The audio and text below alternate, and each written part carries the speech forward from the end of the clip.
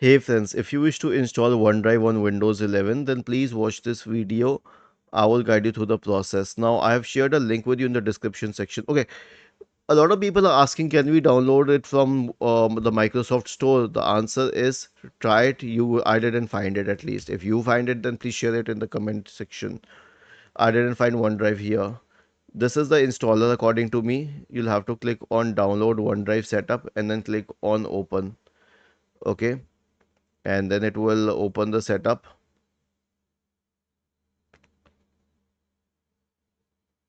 So let us wait till it launches. And now the setup has launched.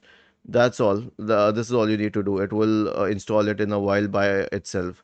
So nothing else is required from your end. Was this helpful? If yes, then please subscribe to the channel. If not, then let us know in the comment section of the video on how we could help you further.